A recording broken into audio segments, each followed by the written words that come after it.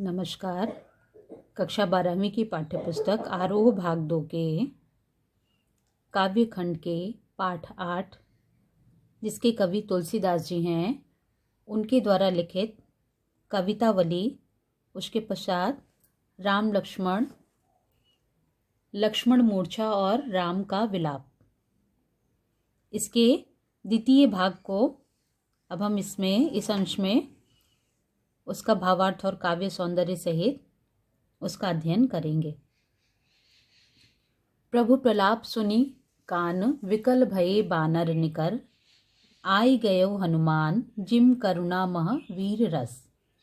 प्रभु प्रलाप, प्रभु अर्थात रामचंद्र जी के, जो एक मनुष्य की तरह लक्ष्मण के मूर्छित होने पर विलाप कर रहे थे, उनको व्याकुल होते हुए और प्रलाप करते हुए देख करके जो वानर निकर, जो वानरों का समूह था, वो भी व्याकुल हो रहा था। उसी समय आई गयो हनुमान जिम करुणा महावीर रस। उसी समय हनुमान जी का आगमन उसी प्रकार से लग रहा था जैसे करुण रस के बीच में वीर रस का आगमन होना। यानी अभी तक जो वातावरण करुणा से युक्त था, अब उसमें वीरता के संचार के रूप में हनुमान जी आ गए। अर्थात हनुमान जी संजीवनी बूटी लेकर के आ गए। इसके पश्चात हरसि राम भेट्यो हनुमाना, रामचंद्र जी ने प्रसन्न होकर के, हर्षित होकर के हनुमान जी को गले से लगा लिया। अति कृतज्ञ प्रभु परम सुजाना, और हनुमान जी के प्रति रामचंद्र जी ने बड़ी कृतज्ञता का भाव प्रकट किया। तुरत वैद्य तब कीन्ही उपाई, और उस संजीवनी बूटी को पाकर के सुषेण वैद्य ने तुरंत ही लक्ष्मण का उपचार किया। उठ बैठे लक्ष्मण हरसाई, जिसके पश्चात लक्ष्मण जी प्रसन्न होकर के उठ करके बैठ गए। हृदय लाए प्रभु भेट्यो भ्राता, प्रभु अर्थात रामचंद्र जी ने भ्राता अपने छोटे भाई लक्ष्मण को हृदय लगा करके उन्हें गले लगाया। हर से सकल भालू कपिभ्राता, और सभी भालू, बंदर, रीछ जो भी थे वो सब हर से यानी प्रसन्न हो गए। कपि पुनि वैद्य तहाँ पहुँचावा। कपि संबोधन यहाँ हनुमान जी के लिए है। हनुमान जी फिर से वैद्य अर्थात सुषेण वैद्य को, जिसे वो लंका से लेकर के आए थे, जेहि विधि तबहि ताहि लई आवा, जिस विधि से उन्हें ले आए थे उसी विधि से पुनः उन्हें वापस उनके महल सहित पहुंचाए। और यह वृत्तांत दशानन सुनियो, जब दशानन अर्थात रावण ने जब इस घटनाक्रम को सुना, इस वृत्तांत को सुना, अति विषाद पुनि पुनि सिर धुनयो, अत्यंत दुख से उसने बार बार अपना सिर पटक लिया, यानी बहुत ही दुखी हुआ। और व्याकुल कुंभकर्ण पही आवा, कुंभकर्ण जो कि अभी सो रहे थे, बड़ी व्याकुलता के साथ कुंभकर्ण के पास आए। विविध जतन करि ताहि जगावा, और तरह तरह से प्रयास करके कुंभकर्ण को जगाया। जागा निशिचर देखिए कैसा, और कुंभकर्ण ने जागने पर देखा वो उसी प्रकार से दिख रहा था, मानहु कालु देह धरी वैसा, जैसे काल ने ही साक्षात अपना शरीर धारण कर लिया हो। कुंभकर्ण बूझा कहु भाई, कुंभकर्ण ने रावण से कहा, हे भाई क्या हुआ? काहे तव मुख रहे सुखाई, क्यों आपका मुख इतना दुखी दिखाई दे रहा है? इस प्रकार से कुंभकर्ण ने रावण से पूछा। कथा कही सब तेहि अभिमानी, यहाँ अभिमानी विशेषण रावण के लिए प्रयोग किया गया है कि तब उस अभिमानी रावण ने सारी कथा कुंभकर्ण को बताई। जेहि प्रकार सीता हरियाणी, जिस प्रकार से सीता का उसने हरण किया था, और तात कपिन सब निश्चर मारे, किस प्रकार से सभी राक्षसों का संहार हो गया।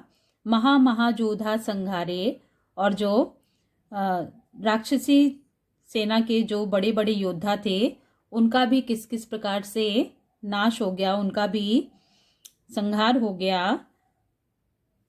दुर्मुख सुररिपु मनुज आहारी, दुर्मुख सुररिपु ये सब मनुज आहारी, भट्ट अतिकाय अकंपन भारी, ये सब उन राक्षसों के नाम हैं जो रावण की सेना के महान योद्धा थे।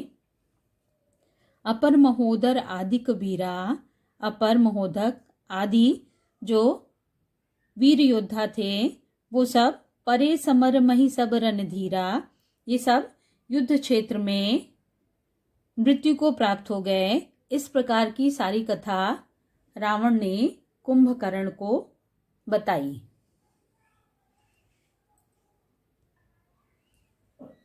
इस पर दुखित होते हुए कुंभकर्ण ने कहा, सुनि दस कंदर बचन तब कुंभकर्ण बिलखान, जगदम्बा हरि आन अब सठ चाहत कल्याण।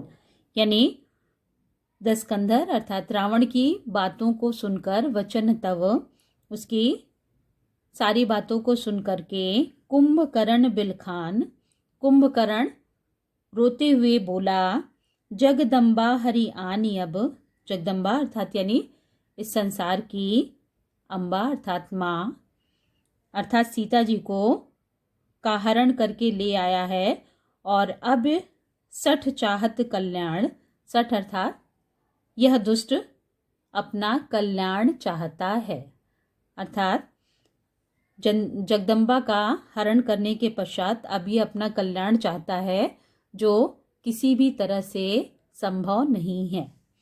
इस प्रकार से कुंभकर्ण ने सोचा। आइए अब इसके काव्य सौंदर्य को देखते हैं। इस पूरे प्रसंग में राम की मनुष्य के समान व्याकुलता का सजीव वर्णन किया गया है। दृश्य बिंब स्पष्ट है। अवधी भाषा का सुंदर प्रयोग किया गया है।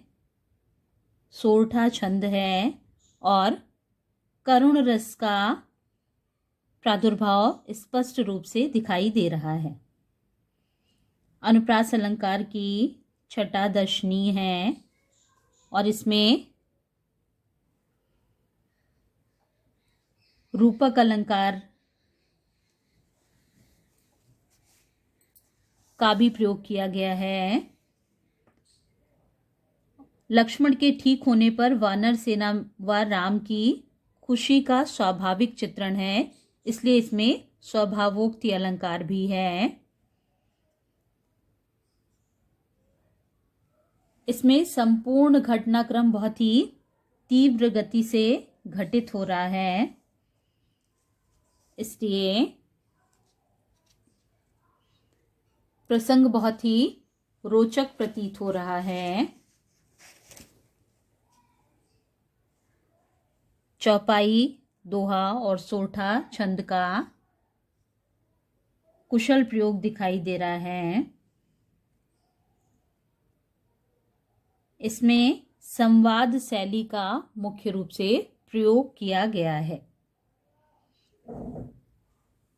रावण की व्याकुलता तथा कुंभकर्ण की वाक्पटुता यानी उसके बोलने की कुशलता का पता चलता है।